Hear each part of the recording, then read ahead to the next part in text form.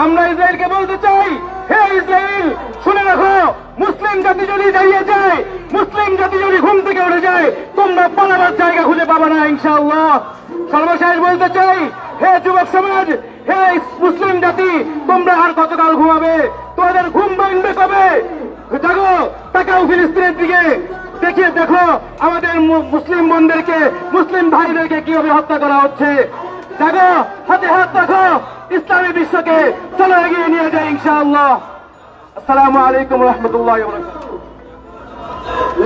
সংগ্রামী সাথী ও বন্ধুগণ, আজকের এই বিক্ষোভ মিছিল পূর্ব সমাবেশে এ পর্যায়ে বক্তব্য রাখবেন বাংলাদেশ খেলাফত যুব মজলিসের কেন্দ্রীয় প্রশিক্ষণ সম্পাদক মাওলানা আলাবিদ শাকির। বক্তব্য রাখবেন মাওলানা আলাবিদ শাকির।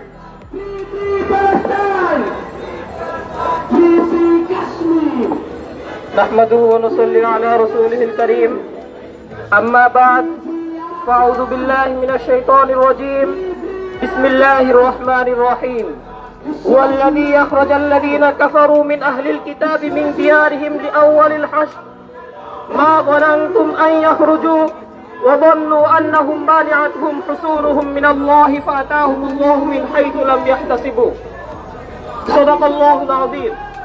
বাংলাদেশ খেলাফত